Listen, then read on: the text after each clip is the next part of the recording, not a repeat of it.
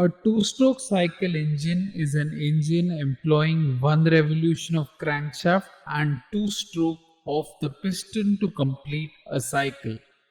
According to Otto cycle law, there are four stages: intake, compression, power, and exhaust required to complete one cycle.